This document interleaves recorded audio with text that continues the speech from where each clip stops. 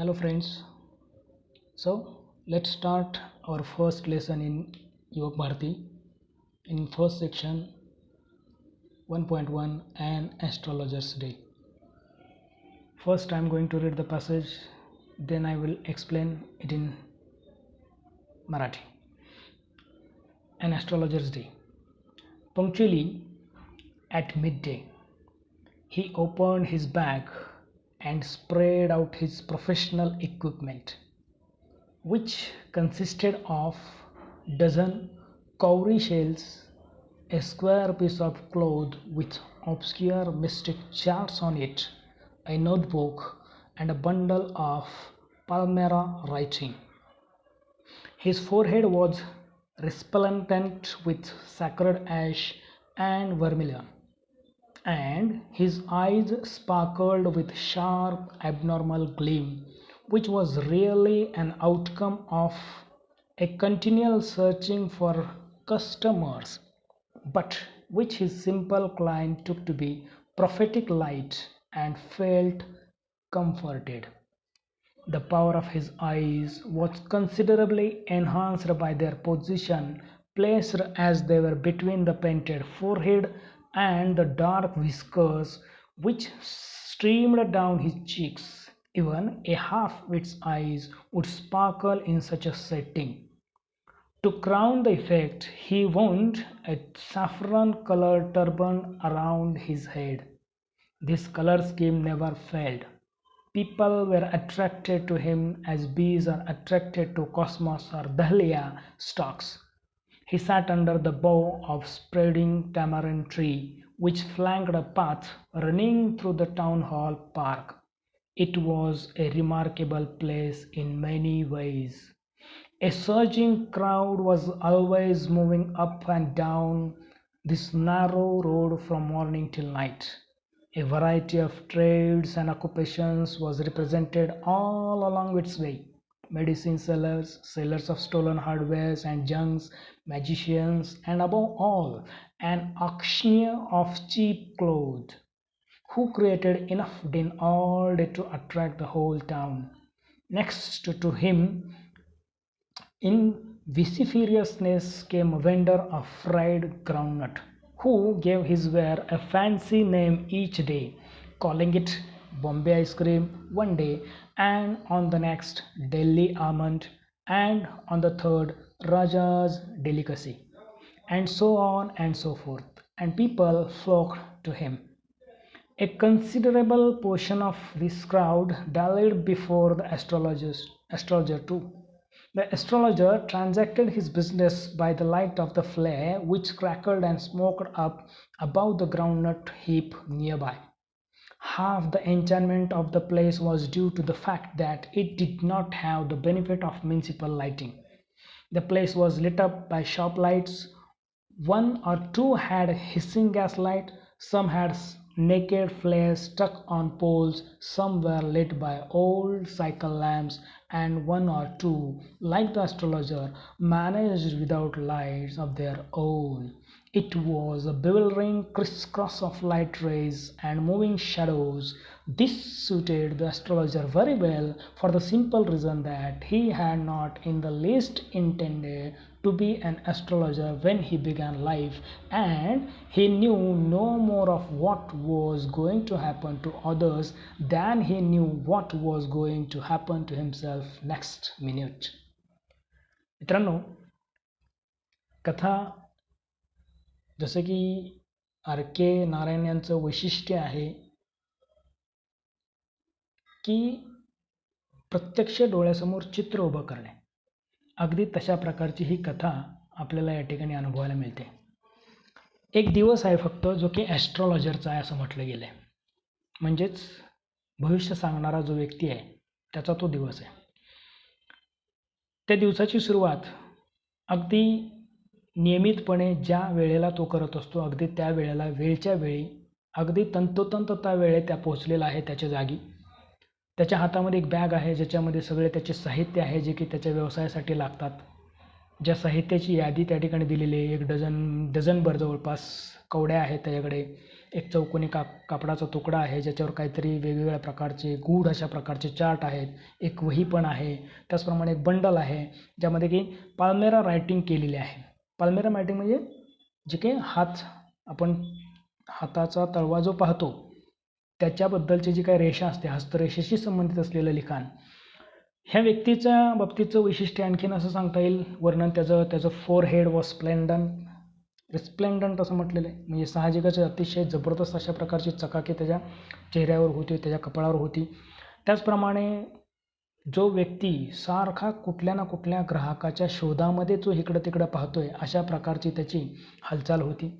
त्याचप्रमाणे त्याचे जे काही डोळे होते ते डोळे सारखे जे काही हे आपले गिराईक आहे ज्याला आपण म्हणतो त्या गिराईकाच्या शोधात असलेल्या अशा प्रकारचे होते. आणि खास करून त्या डोळ्याची जी काही जागा होती ती जागा अगदी बरोबर मधोमध जो की त्याचा फोरहेड म्हणजे त्याचा कपाळ जे की पेंटेड बरोबर त्याच्यावर एक प्रकारची ॲश लावलेली होती.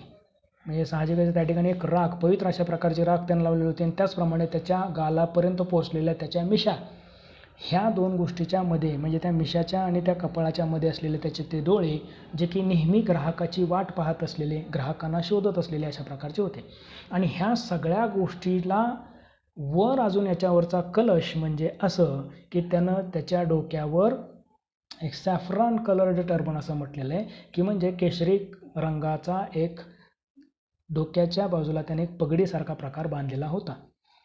ही जी काही कलर स्कीम होती ही कधी फेल जात नव्हती असं म्हटलेलं आहे. म्हणजे साहजिकच आहे ह्या त्याच्या पेहराव्याकडे बघून पीपल वेर अट्रॅक्टेड, अक्षरशः माशा जशा त्याच्या पोळ्याकडे पळतात, आकर्षित होतात, तशा प्रकारची लोक याच्याकडे आकर्षित होत होती. हा व्यक्ती जो बसलेला असायचा त्याचा जे काही बिझनेस चाललेला असायचा it was under the tamarind tree, एका चिंचेच्या झाडाखाली, जे की टाउन हॉलकडे जाणारा जो काही रस्ता आहे, टाउन हॉल पार्ककडे जाणारा रस्ता आहे त्याच्याखाली एका झाडाखाली, चिंचेच्या झाडाखाली हा बसलेला असायचा.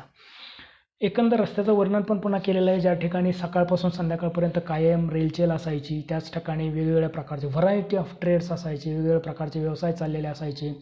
औषध विक्रेते असतील, चोरीचा माल विकणारे व्यक्ती असतील, मोडक्या तोडक्या वस्तू विकणारे व्यक्ती असतील, जादूगार असतील, अतिशय स्वस्त किमतीत कापडं विकणारी माणसं असतील, या लोकांचा आवाज इट क्रिएटेड इन अ दिन असं म्हटलेलं आहे. दिवसभर यांचा जो काही गोंधळ चाललेला असायचा, पूर्ण गावाला त्यांच्याकडे आकर्षित करून घेण्यासाठीचा त्यांचा तो प्रयत्न चाललेला असायचा. आणि याच्याच मध्ये आपल्या या ॲस्ट्रॉलॉजरच्या शेजारी एक व्यक्ती, व्हेसिफेरियसनेस असं म्हटलेलं आहे, अतिशय जबरदस्त आवाजात बोलणारा किंवा हाका मारणारा किंवा विक्री करणारा अशा प्रकारचा तो म्हणजे vendor of the fried groundnut, म्हणजेच शेंगा विकणारा व्यक्ती, भाजक्या किंवा तळलेल्या असं आपण म्हणूयात, शेंगा विकणारा व्यक्ती त्या ठिकाणी तो आलेला असायचा. हू गेव हिज वेअर अ फॅन्सी नेम इच डे. ह्या माणसाचं वैशिष्ट्य काय, हा जो काही शेंगा विकणारा व्यक्ती आहे त्याचं वैशिष्ट्य असं की तो कधीही आपल्या शेंगांना नुसतं शेंगा म्हणत नव्हता, तर त्या आपल्या वस्तूला तो नेहमी वेगवेगळे नावं द्यायचा. कधी म्हणायचा तो त्या शेंगांना बॉम्बे आईस्क्रीम म्हणून ओळखायचा किंवा हाका मारायचा, घ्या बॉम्बे आईस्क्रीम, घ्या बॉम्बे आईस्क्रीम. कधी म्हणायचा दिल्ली आमंड, म्हणजेच दिल्लीचे बदाम, राजाज डिलिगसी, असे वेगवेगळ्या प्रकारची नावं तो त्या ठिकाणी त्याने त्याच्या वस्तूला म्हणजे साहजिकच त्या भाजक्या शेंगांना किंवा तळल्या शेंगाला दिलेली होती. आणि अशाच प्रकारे वेगवेगळे नावं देऊन तो आपल्याकडे ते ग्राहक आकर्षित करत होता. आणि अशा प्रकारे त्याच्याकडे येणारे ग्राहक साहजिकच याचा फायदा ॲस्ट्रॉलॉजरला सुद्धा व्हायचा, कारण बरेच लोक ह्या शेंग विकणाऱ्याकडे आल्यानंतर ॲस्ट्रॉलॉजरकडे सुद्धा वळायचे. आणि अशा प्रकारे त्याच शेंगा विकणाऱ्याच्या उजेडामध्ये, त्याच्याच बत्तीमध्ये, त्याच्याच दिव्यामध्ये हा आपला जो काही ॲस्ट्रॉलॉजर आहे, भविष्यवेत्ता आहे, तो सुद्धा त्या ठिकाणी आपला व्यवसाय करत होता. आता याच्या ठिकाणी जे काही जवळपासची जी काही लोकं होती त्यांची जी काही लाईटिंग होती ते वेगवेगळ्या प्रकारचे लाईटिंगचे कॉम्बिनेशन कशा प्रकारचं होतं ते या ठिकाणी सांगितलेलं आहे.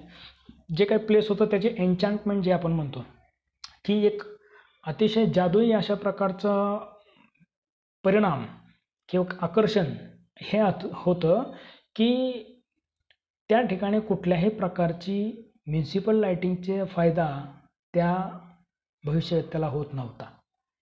तर त्या ठिकाणी ज्या लाईट होत्या त्या म्हणजे वेगवेगळ्या दुकानदारांनी, काही जणांकडे समजा गॅस लाईट होत्या, काही जणांकडे नेकेड फ्लेअर्स आपण म्हणतो, जसं की आपण म्हणतो की मशाली पेटवल्यासारख्या किंवा असे देव पेटवल्या किंवा वाती पेटवल्यासारख्या होत्या. तर काही ठिकाणी ते लाईक आपल्या सायकलवर जे काही असतात त्या सायकलवरचे दिवे काही जणांनी पेटवून त्या ठिकाणी ठेवलेले होते.